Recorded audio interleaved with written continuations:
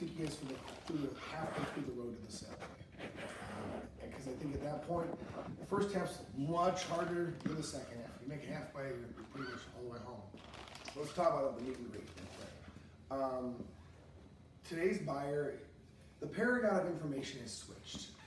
10, 15 years ago, when we as consumers were buying products, we were at the mercy of the seller because not only do they have the product they want, the supply, they also have the information. Now, a lot of times, as a consumer that's bought RVs, I know more about your campers than you guys do when I get here. I've done the research and stuff online. It really is. I'm not saying product knowledge is not important, but a lot of times, because people will ask you questions that they either confuse with others or whatnot, but you don't have to walk them through what a camper is and how it works. They pretty much got that part figured out before they get there. So when the meet and greet process of a sales transaction, you're not selling a camper. You're selling yourself in the dealership and making them feel comfortable. I have never, and raise your hand if you can dispute me, I have never made a major purchase and said, God, that guy was just a jerk. That lady was awful. People buy from people they like. I have a disdain hatred for Best Buy. I refuse to buy there. I will pay more to buy somewhere else because I will not buy them because of the service experience I've had there. And that's my personal story. But so let's talk about the meet and greet. Let's talk about how to do that. The biggest thing is obviously introducing yourself with a fair amount of confidence and thanking them for stopping by, asking questions. The questions in that first 10 minutes of dialogue you have with the customer, if it's not at least a 50-50 dialogue share and more so, hopefully more heavy with them speaking rather than you, you're doing something wrong. You don't know, you guys got a bunch of options, and the easiest way to help a customer buy something is, quite frankly, listen to them. Most of the time, consumers will really tell you what you want if you just listen. A lot of times we get caught up in the whole, no, I think we know more about what they want than they do. So the meet and greet piece, guys, it's really simple. Hey, how are you? I'm Josh. Welcome to Adventure Camper Sales. What's your name, sir? Hudson. Hey, Hudson, you having a great day? I am. Perfect. Well, thank you again for stopping by. We really appreciate you stopping by and seeing us. What can we help you accomplish today? I'm looking for a toy hauler. Looking for a toy hauler. Outstanding. What kind of toys are you going to be hauling? Are you golf carts or Dirt bikes. dirt bikes? So you race. Yes. How are you travel distance? Yeah, quite a ways. Okay. I want something that's a little bit smaller, that way I can have a little bit, get better gas mileage. Okay. What are you currently using? Are you getting into the toy hauler market? Just getting into it. Oh, outstanding. And are you looking for something in a fifth wheel variety or something like smaller? Smaller, like a bumper pull, Okay. under 30 foot. Great. So what I've essentially done there in that little role play exercise is I got a bunch of information. I know who you are. I know you got a hobby. I know that you travel quite a bit. I know that gas mileage is important to you, so the economics is something in there. So there's a lot of questions, and there's a lot of questions behind the questions. So once you've gone through the whole meet and greet process, next thing is selecting a unit. Guys, the biggest thing, what do you got here, 50, 60 campers in inventory?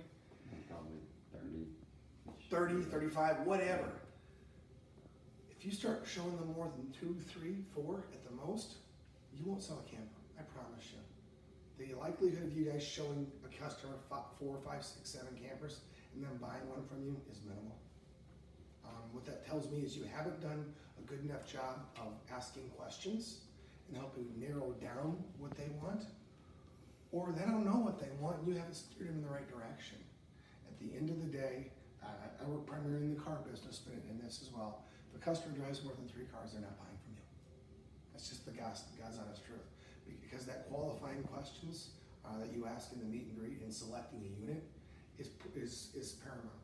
So we talk about meet and greet, we talk to them, we're going to select a unit. Based on all the information they've given you, you're going to go out and see, based on what you share with me, Hudson, I need a hauler, select a unit, demo.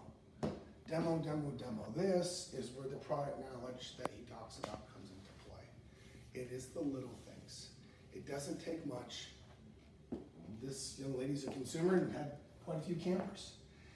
It doesn't take much to go in there. We know what kitchen sinks are and bunks on. It's the little things that people don't know about that make the difference. And quite frankly, it's not the little things that people don't know about. It's the little things that most campers probably have, that the last person they've talked to or the person they're going to talk to after you that's selling a camper probably won't show them. That's what you guys need to focus on. the ambient lighting, where the light switches, the ergonomics of this, that, and the other. You guys need to go in there and have factual product knowledge based information, and you follow it up with why it's important. Why would you buy this camper? Why would you spend your hard-earned money to buy this camper or something else in the competitive segment? Because it's got this, because it's got this, because of the storage. Look how cool this is. Look at this, things like that. There's from a sales aspect, when you're talking about that, in the product demonstration phase, it's called teach and tie down. Grab something here.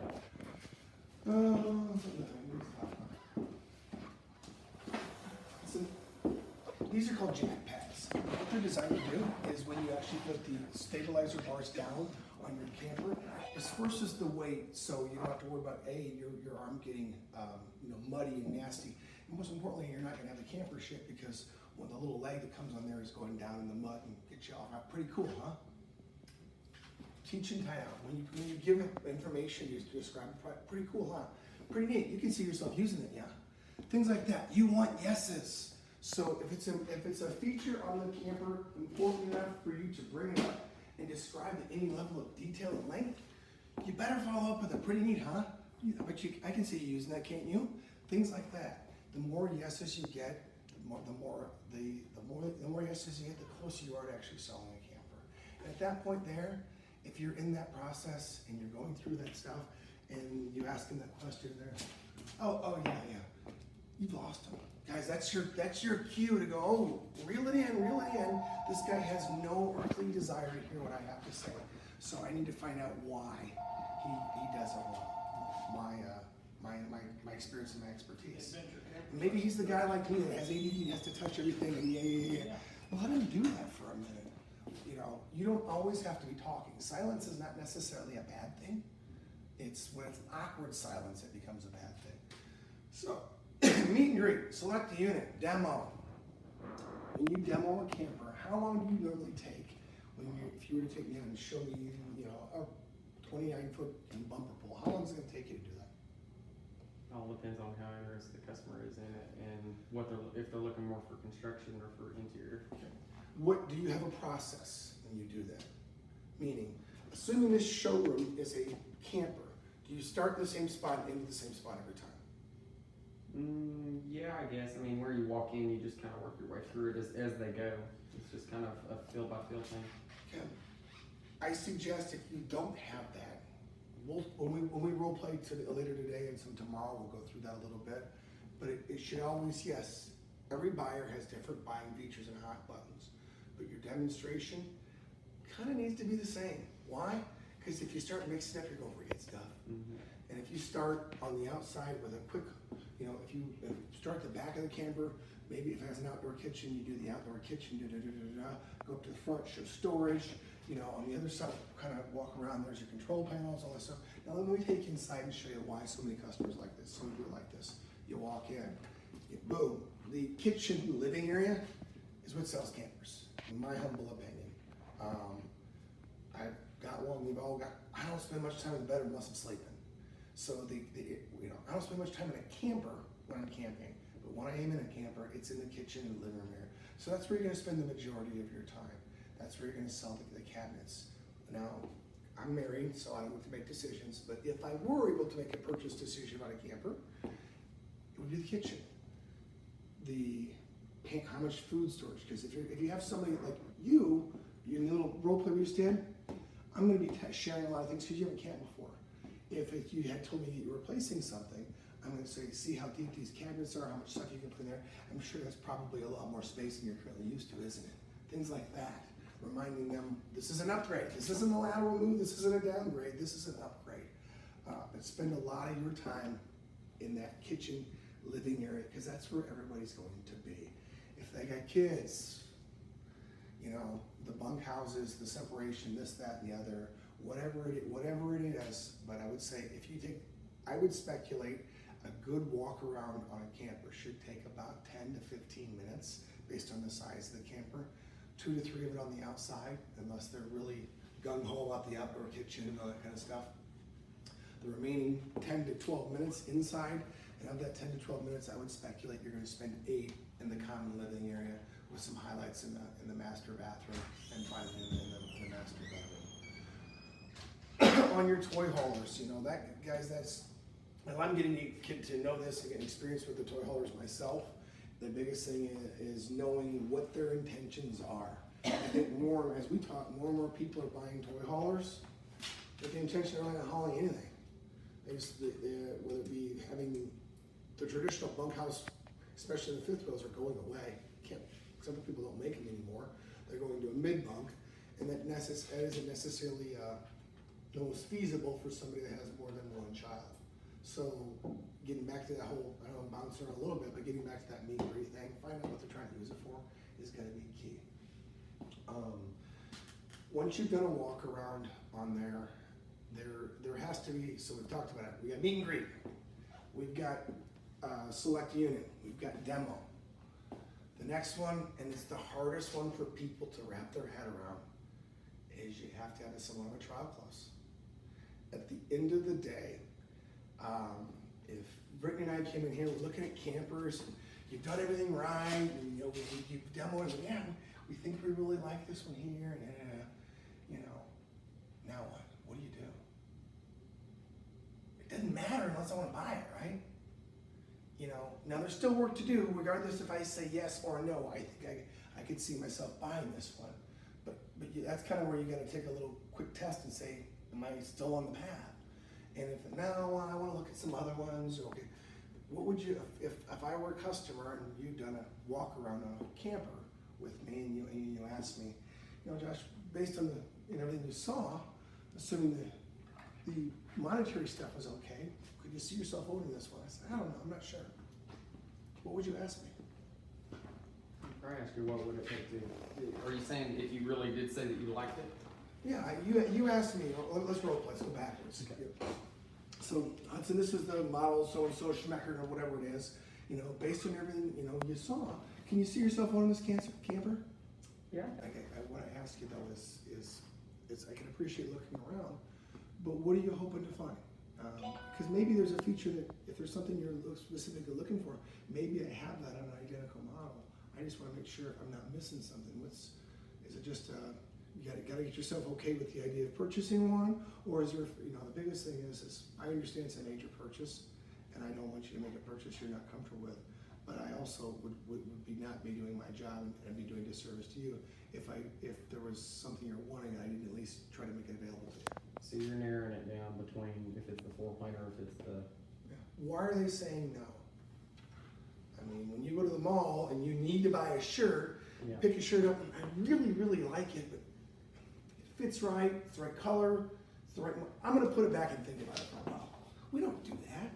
They're thinking. You know, there's gotta be a reason. And it might be they need to process it and things like that.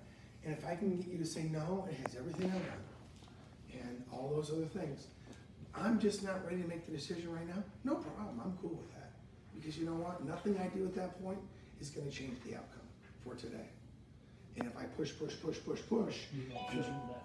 gonna piss them off and probably never not sell them. Mhm. Sorry guys. So the that's why key it's- there would be to follow back up with that person Yes. and make sure that you keep contact. Yeah, but the key there is to find out if someone leaves here and you've spent any amount of time with them, you need to figure out you need to know what your next step is. You didn't have the unit they like. Their buying time frame is next spring, whatever it is. They really like the unit they didn't buy. If I was the sales manager, I go, why? You tell me, I really don't know. Because you didn't do your job, would be the follow-up question I would say. You need to know why. So in a situation like you and I were role playing, I'm trying to find out, it's one of three things. It's the 3 M's, right? It's the machine, the metal. That's number one. That's one reason why people won't buy. It's the money, or it's me. They don't like the product, they don't like the price, they don't like me. Which one of those 3 reasons are they not buying? That's it. That's all there is. And if you've done a walk around and done a trial close, we haven't talked about money yet. You know, you may have saw it online and stuff like that, but it's typically when you get a walk around and do a trial close, either the product itself They don't like it, or like something else better, or they don't like you. I'm just being candid. That's really the way it is. And you know, when you got to that point, because now in the transaction, once again, we've meet and greet, we've done the select unit, we've done a demo. We've spent probably 25, 30 minutes with this person, right? Easily. And at that time, we've probably we've had enough opportunity to build some rapport that they're at least they're not gonna let their guard down, but they're not gonna walk around with their fist up. Fair enough?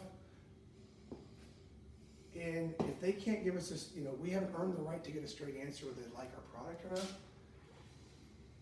we need to circle back and spend a little more time on that step before we go on to the next one. So, meet and greet, select unit, demo, and trial close.